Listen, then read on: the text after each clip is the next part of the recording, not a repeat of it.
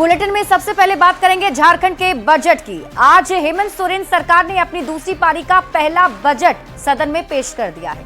वित्त मंत्री राधाकृष्ण किशोर ने झारखंड का अबुआ बजट सदन के पटल पर रखा।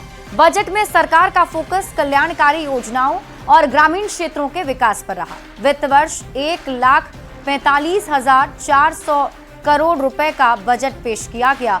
2025-26 के लिए जनमत के करीब लाते हुए का अबुआ बजट का नाम दिया गया है। वित्त मंत्री ने भरोसा भी जताया कि हम जिस गति से चले हैं हम उस गति से पाएंगे।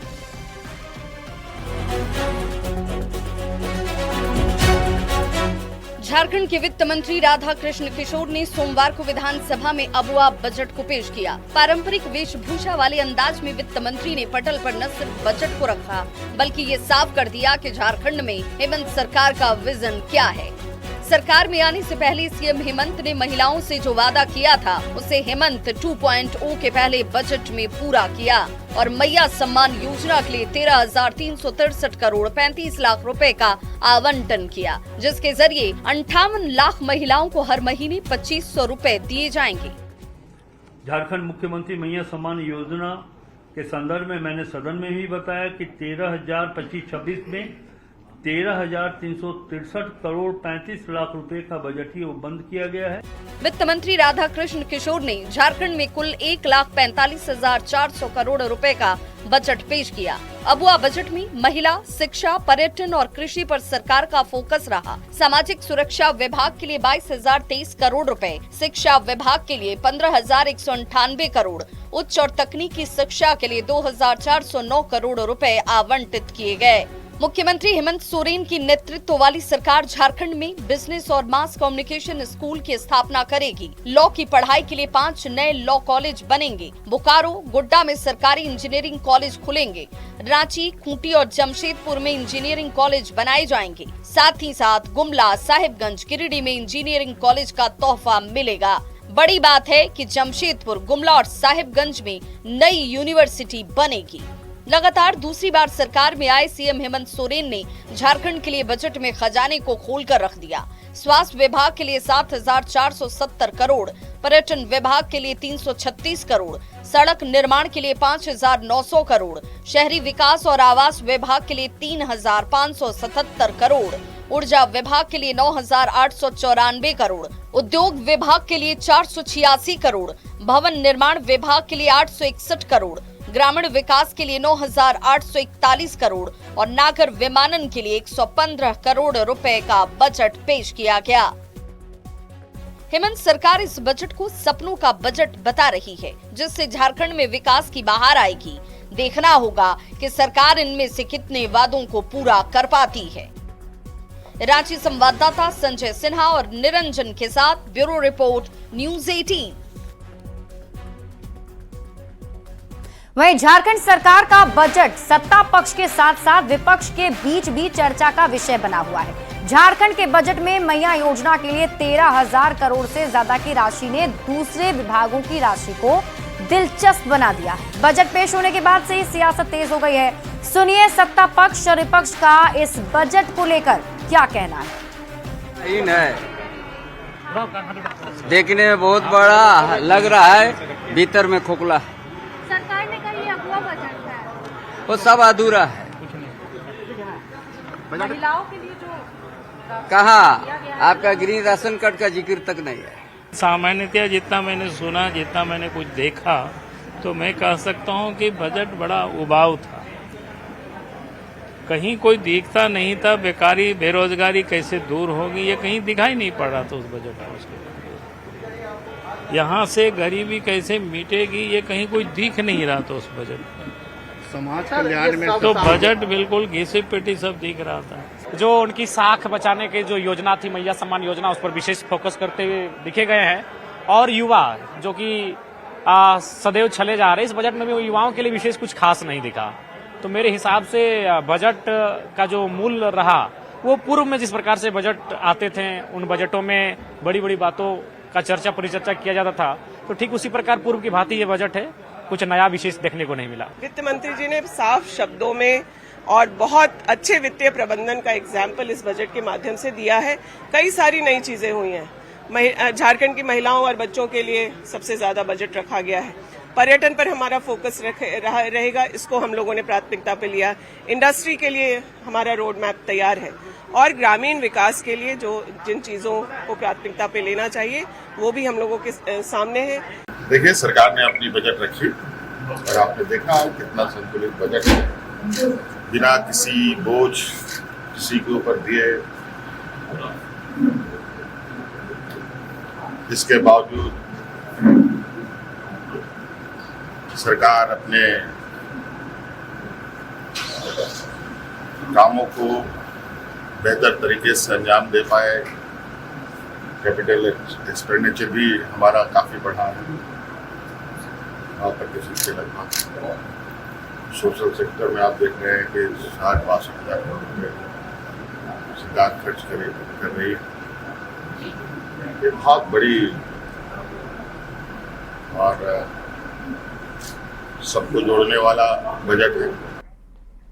झारखंड विधानसभा में पेश किए गए राज्य सरकार के बजट पर बीजेपी ने जोरदार हमला बोला। बीजेपी प्रवक्ता ने कहा कि मैया योजना के लिए बजट में 13,363 करोड़ 35 लाख रुपए दिए गए, जो अपर्याप्त हैं। बीजेपी का यह भी कहना है कि सरकार के पास योजना के लाभुकों की सही जानकारी भी नहीं है।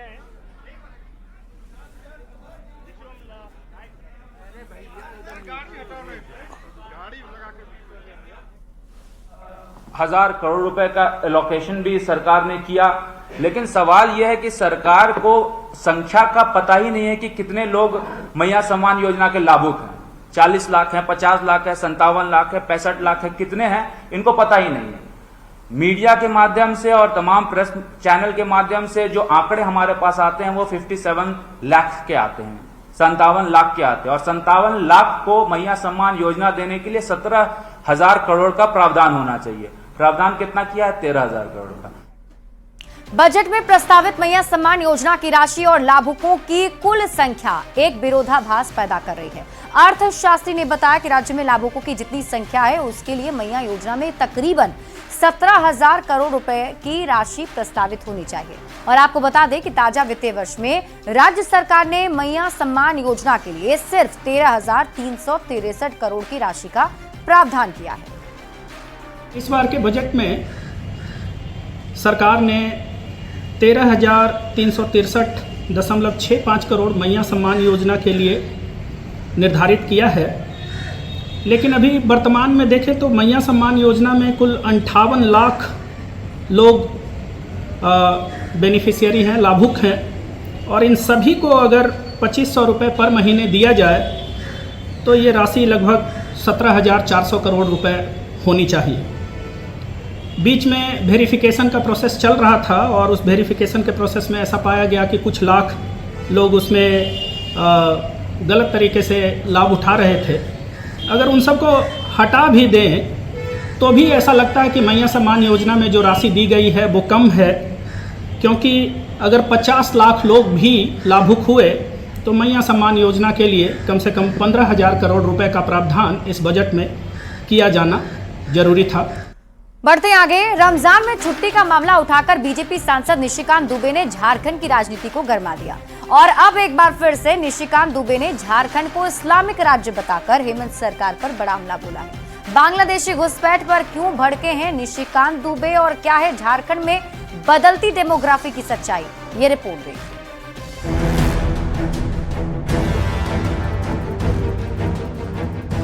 झारखंड की स्थिति ऐसी है कि एक दिन ये बांग्लादेश में मिला दे। ये हैं बीजेपी सांसद निशिकांत दुबे। झारखंड में हेमंत सोरेन के नेतृत्व वाली सरकार पर सोमवार को गोड्डा सांसद निशिकांत दुबे ने बड़ा आरोप लगाया और कहा कि झारखंड अब इस्लामिक राज्य है। केंद्रीय शिक्षा राज्य मंत्री जयंत चौधरी को ये पत्र भेजा और लिखा कि झारखंड के 648 विद्यालय में रविवार के बदले अब शुक्रवार को छुट्टी होती है। 2007 में यह आदेश कांग्रेस की सरकार में ही लागू किया गया था और अब रमजान में मुस्लिम अधिकारी और कर्मचारियों को छुट्टी दी जा रही है। रमजान में हर रोज शाम 4 बजे छुट्टी और जुम्मे की नमाज पढ़ने के लिए दोपहर में विशेष छूट की अनुमति दी गई है। तो आप समझिए कि रमजान के लिए विशेष प्रिविलेज है। 1 महीने का यदि रमजान होगा, हमारे यहाँ कांवर यात्रा होती है देवघर में, जहां से मैं सांसद हूं, कांवर यात्रा होती है, तो वहां तो आप 4 बजे छुट्टी नहीं दे देते। निशिकांत दुबे ने मीडिया के सामने इस मामले को उठाया और बताया कि किस कदर हेमंत सरकार में झारखंड की डेमोग्राफी बदल रही है।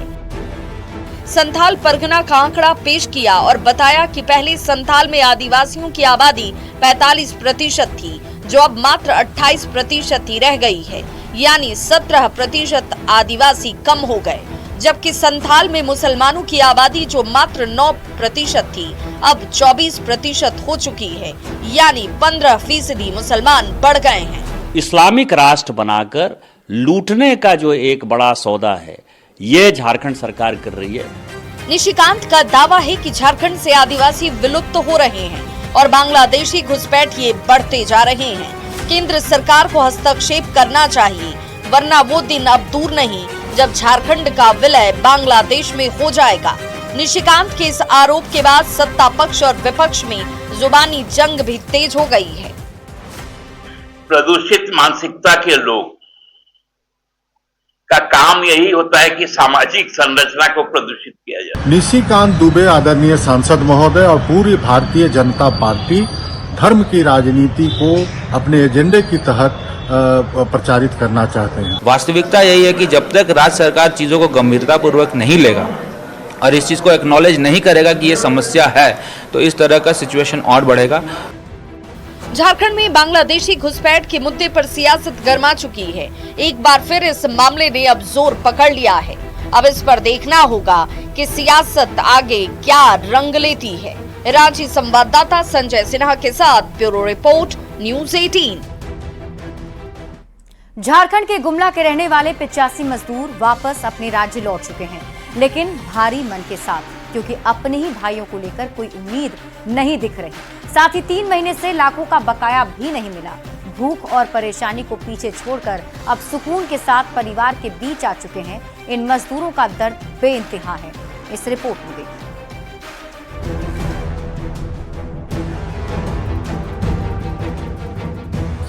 ये मजदूर हैं, ये अपनी जमीन पर लौटकर सुकून महसूस कर रहे हैं। सुकून अपनी माटी पर लौटने का, सुकून अपने घर आने का, सुकून अपनों के बीच आने का। लेकिन दर्द है अपने 4 साथियों का जो टनल में अभी भी फंसे हैं। तेलंगाना के नागर कुरनूल से 85 मजदूर वापस गुमला लौट चुके हैं, इस उम्मीद के साथ कि शायद एक बार फिर से इनकी जिंदगी पटरी पर लौटेगी। तेलंगाना में सुरंग के अंदर में जैसे बताया तो लोग देखने के लिए गया, जैसे गया कम से कम 5 मिनट भी नहीं हुआ और ऊपर से गिरना चालू हो गया मिट्टी सब। तो उसी आर में फंस गया है। हाँ, वही फंस गया है। नहर का काम छोड़कर गुमला लौटे मजदूरों का कंपनी ने 3 माह की मजदूरी रोक दी है। 85 मजदूरों का कंपनी के पास करीब 50 लाख रुपए मजदूरी का बकाया है। मजदूरों का कहना है कि नहर बना रही कंपनी के मैनेजर सुरंग में फंसे मजदूरों को खोजने के लिए इन्हें ही सुरंग में भेजने के लिए दबाव बना रहे थे। साथ ही जब से टनल हादसा हुआ है, तब से इन लोगों के खाने पीने की भी परेशानी शुरू हो गई थी। यही वजह है कि गुमला के जितने भी मजदूर तेलंगाना में थे, वे सभी लौट चुके हैं। रविवार को तेलंगाना के सीएम नागर कुरनूल पहुंचे और इस पूरी घटना की जानकारी ली। इसीलिए हम लोग नहीं गए, अंदर में अथी करने के लिए भेज रहा था। उस समय लोग तेलंगाना काम करने गए थे, काम कर रहे थे, मतलब वही 2.5-2 साल आसपास से। और अभी टनल दब गया है, धंस गया है और उसमें हम लोग का भाई लोग 8 वहाँ पर फंसे हुए हैं। उसको अभी निकालने के लिए पूरा कोशिश किया जा रहा है। फिर हम लोग हर बीतते दिन के साथ सुरंग में फंसे सभी मजदूरों के बचने की संभावनाएं कम होती जा रही हैं, लेकिन जो वापस लौटे हैं उनके चेहरे पर सुकून है घर अपने आने का। सरकार से साथ ही गुहार भी कि कंपनी से जो इनका बकाया राशि है वो पैसे इन्हें वापस मिल जाएं। न्यूज़ 18 के लिए गुमला से रूपेश कुमार भगत की रिपोर्ट। और अगली खबर रामगढ़ से है, जहां के कूजू वन क्षेत्र के कूजू नया मोड़ के पास जंगल में शरारती तत्वों ने आग लगा दी है और आग लगने के कारण कीमती पेड़ पौधे, जड़ी बूटी और जीव जंतु जल गए हैं। आग तेजी से बढ़ता जा रहा है। घटना की सूचना मिलते ही पदाधिकारी तुरंत मौके पर पहुंचे और आग पर काबू पाने की कोशिश की जा रही है।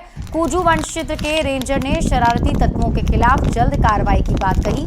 और अधिक जानकारी दे रहे न्यूज़ 18 संवाददाता जावेद खान।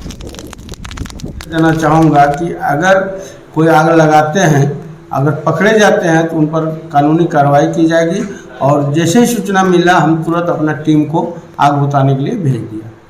मैं मौजूद हूँ कूजू वन क्षेत्र के 4 लेन के बगल में। देख सकते हैं आग की लपटें जो हैं लगातार जो है जंगल में छोटे पेड़ पौधे, जीव जंतु को अपने आगोश में लेते जा रहे हैं। शरारती तत्वों ने यहाँ आग लगाया है बड़े पैमाने पर। आप देख सकते हैं छोटे जो पेड़ पौधे हैं आग के जद में आ गए हैं। देख सकते हैं किस तरह से विकराल आग जो है लगातार बढ़ रही है। वन विभाग को इसकी सूचना नहीं है, क्योंकि गर्मी के आते ही शरारती तत्व जो है यहाँ पर सिगरेट और दूसरी चीज़ ज्वलनशील पदार्थ छोड़ देते हैं, जिसके कारण ये आग जो है फैलता रहता है। और इसमें कहीं न कहीं जो कीमती पेड़ पौधे हैं वो और जड़ी बूटी समेत जीव जंतु जो है इसके जद में आकर के यहाँ पर नष्ट हो रहे हैं। वन विभाग को तत्काल इस ओर ध्यान देने की ज़रूरत है। देख सकते हैं कि किस तरह से यहाँ पर NH33 के बगल में ठीक ये जंगल में आग लगा हुआ है और यह आग जो है लगातार फैलता जा रहा है। देख सकते हैं कैमरे के माध्यम से कि किस तरह से आग जो है पूरे क्षेत्र को अपने आगोश में लेते जा रहा है। ऐसे में वन विभाग को शरारती तत्वों पर नज़र रखने की ज़रूरत है, आग पर काबू पाने की ज़रूरत है। जावेद खान, न्यूज़ 18 रामगढ़। और यहाँ रुक एक छोटे से ब्रेक के लिए जल्द लौटते हैं वापस।